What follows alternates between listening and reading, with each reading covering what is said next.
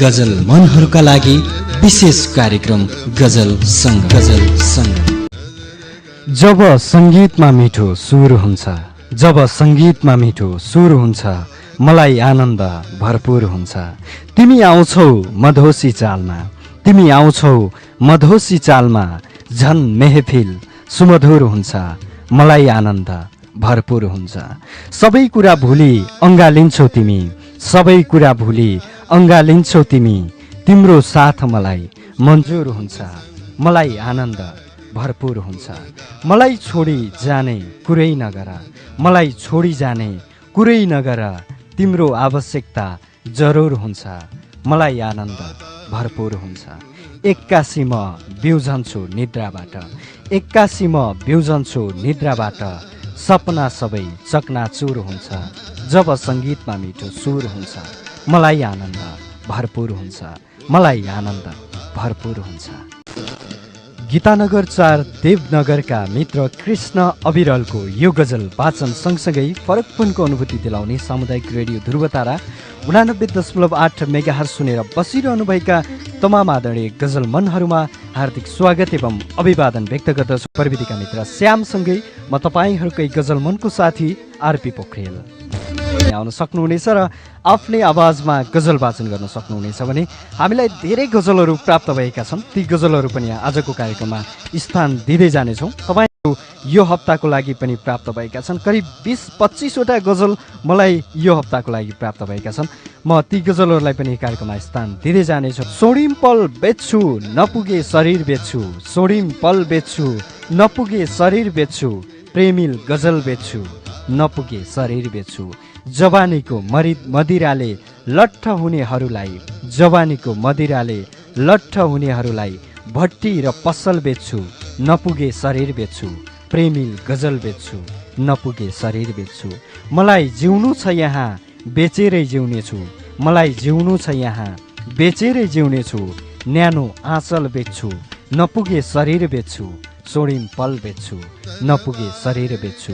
विकल्प बौलायो नसोच सज्जन मित्रहरू, विकल्प बौलायो नसोच सज्जन मित्रहरू, गिदीका बगल बेच्छु नपुगे शरीर बेच्छु, सोडिम पल बेच्छु नपुगे शरीर बेच्छु, प्रेमिल गजल बेच्छु नपुगे शरीर बेच्छु।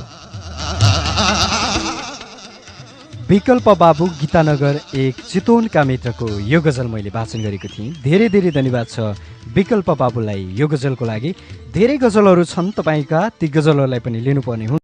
आफ्नै आवाजमा गजल वाचन गर्न सक्नुहुनेछ। यति बेला कोही साथी सम्पर्कमा हुनुहुन्छ, स्वागत गरौँ। नमस्कार। कहाँबाट को बोल्नुभयो? बागलुङबाट बिनिता। कार्यक्रममा आउनुभएको छ। अब ढिलो नगरी तपाईँको गजल सुन्नतर्फ नै लागौँ है त। हुन्छ, सुरु गर्नुहोस्।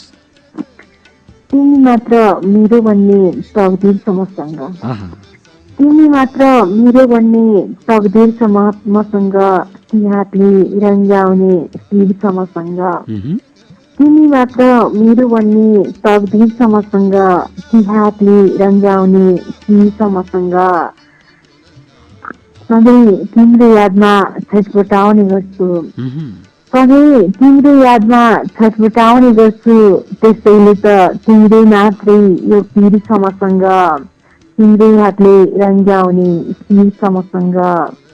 मेरो खुसी खोज्दै कति हिँड्छौ भौतारिँदै, मेरो खुसी खोज्दै कति हिँड्छौ भौतारिँदै, सायद लाग्छ ठुलै यहाँ जन्जिर छ मसँग, तिम्रै हातले रङ्गाउने शिर छ मसँग।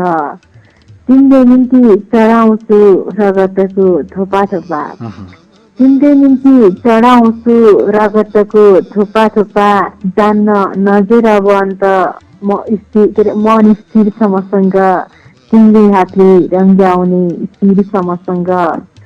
तिमी उता बिनी उता एक्लै छटपटाइरहेछु, तिमी उता बिनी उता एक्लै तर्सिएपछि, साथमा तिमी स्पर्शित समीर छ मसँग, तिम्रै हातले रङ्गाउने शिर छ मसँग।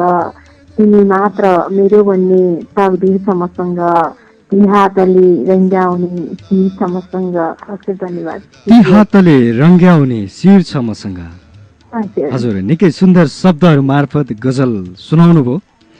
धेरै खुसी लाग्यो विनिताजी, कार्यक्रममा यसै गरी माया गर्दै गर्नुहोला। आगामी दिनमा पनि यसै गरी तपाईँ अनि हाम्रो भेट अवश्य हुनेछ। आज भने तपाईँसँग छुट्टिए, नमस्कार। विजय कुमार नेपालको गजल हो यो, पाल्पाबाट उहाँले पठाउनु भएको हो।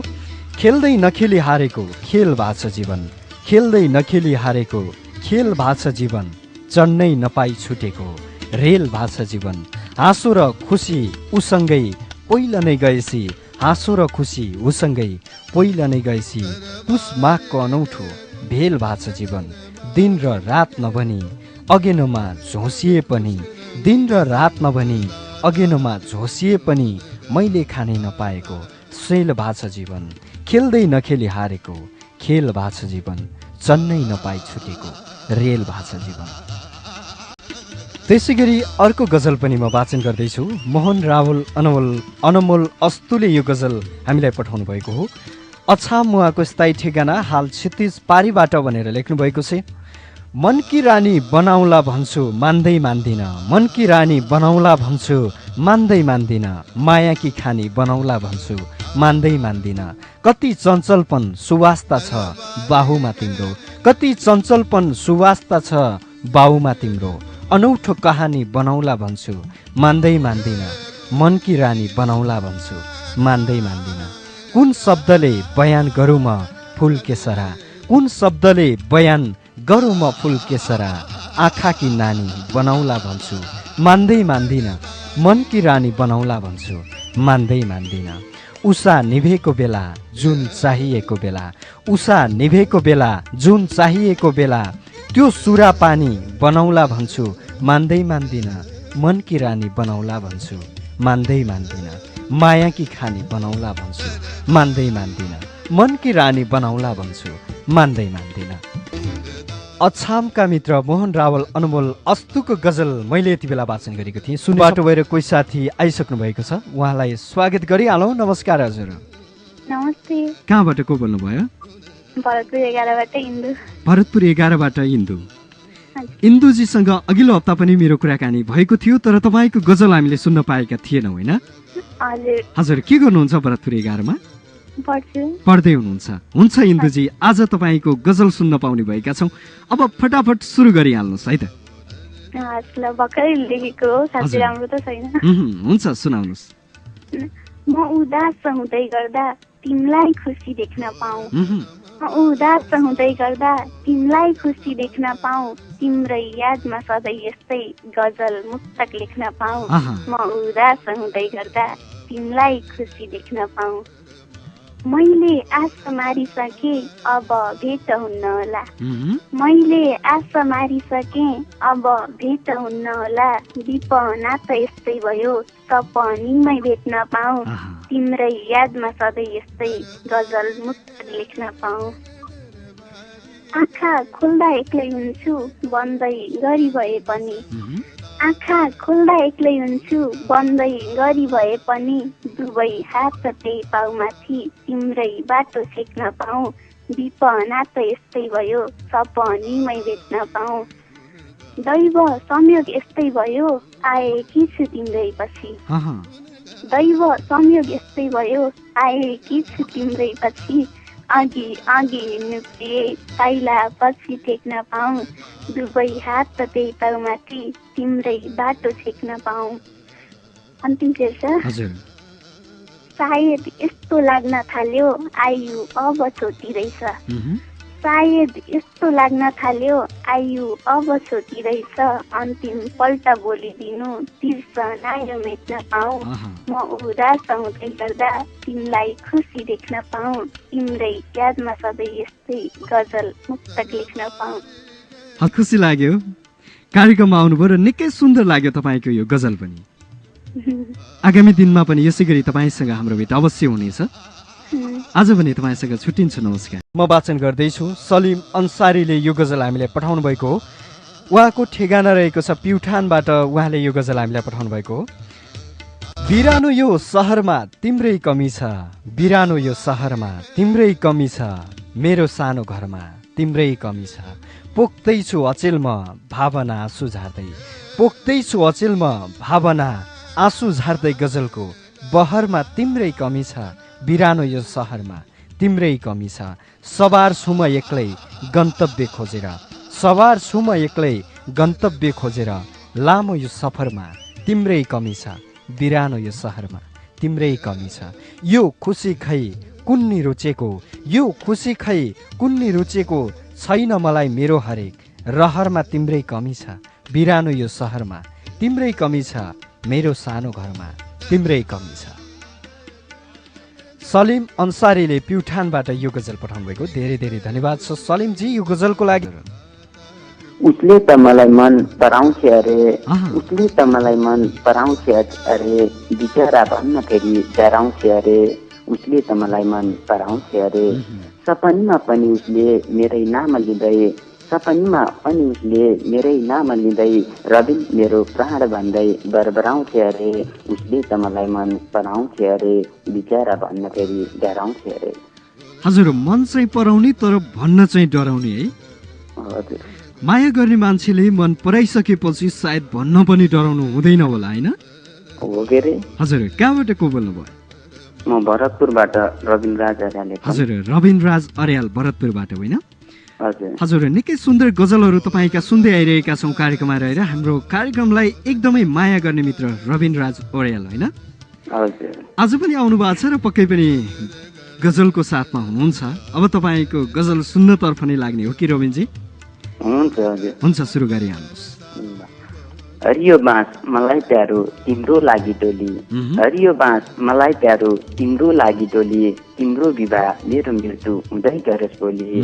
हरियो बाँस मलाई प्यारो तिम्रो लागि डोली, मेरो दिलको पालीमा म बास बस्न जाँदा, तिम्रो दिलको पालीमा म बास बस्न जाँदा, वचन रूपी बन्दुकले हान्यौ मलाई गोली।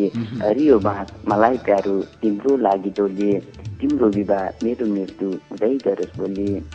मेरो घरमा शङ्ख बज्यो तिम्रो घरमा पञ्चे बाजा, मेरो घरमा शङ्ख बज्यो तिम्रो घरमा पञ्चे बाजा, खेल्यौ अनि पराईसँग सिन्दुरको होली। हरियो बाँस मलाई प्यारो तिम्रो लागि डोली, तुलसीको मठमा मलाई कात्रो पहिराइ राख्दा, तुलसीको मठमा मलाई कात्रो पहिराइ राख्दा, तिमीले पनि पहिरनु है उसले दिएको चोली। हरियो बाँस मलाई प्यारो तिम्रो लागि डोली, तिम्रो विवाह मेरो मृत्यु हुँदै गरोस् भोलि। अब अन्तिम शेर छ। तिमी छिटै भित्रिँदैछौ उसको घरमा आज, तिमी छिटै भित्रिँदैछौ उसको घरमा आज, मसान घाटमा मलाई पुर्याई भ्याइसक्दा पोली। हरियो बाँस मलाई प्यारो तिम्रो लागि डोली, तिम्रो विवाह मेरो मृत्यु हुँदै गरोस् भोलि। हजुर रबिनजी, हजुर हजुर, सुन्दर गजल कार्यक्रममा आएर सुनाउनु भयो, धेरै धेरै धन्यवाद छ। र आगामी दिनमा पनि यसै गरी कार्यक्रममा सहभागिता जनाउँदै गर्नुहोला। यो गजल सुन्ने अनि सुनाउने यात्रालाई कायम नै राख्नु होला है त। आज भने तपाईँसँग छुट्टिए, नमस्कार। फर्किन गाथ्यो आउँछु भनेर, फर्किन गाथ्यो आउँछु भनेर, झन्झन बिगार्यो बनाउँछु भनेर, झन्झन बिगार्यो बनाउँछु भनेर, तस्बिर पनि जलाइदिएछ, तस्बिर पनि जलाइदिएछ, मेरो यादलाई मेटाउँछु भनेर, झन्झन बिगार्यो बनाउँछु भनेर, कलम छोडेर तरबार बोकेछ, कलम छोडेर तरबार बोकेछ, जनताको सत्ता ल्याउँछु भनेर, झन्झन बिगार्यो बनाउँछु भनेर, बाँच्ने उपाय केही नभएपछि, बाँच्ने उपाय केही नभएपछि, पिएछ जहर अस्ताउँछु भनेर, फर्किन गाथ्यो आउँछु भनेर, सधैँ नै कोसिस रामले गर्दैछ, सधैँ नै कोसिस रामले गर्दैछ, लुकाई पीडा मुस्काउँछु भनेर, फर्किन गाथ्यो आउँछु भनेर, झन्झन बिगार्यो बनाउँछु भनेर, झन्झन बिगार्यो बनाउँछु भनेर। चिसापानी छ रामेछापका मित्र रामशरण श्रेष्ठको यो गजल मैले वाचन गरेको थिएँ। कार्यक्रम गजल सङ्गम तपाईँ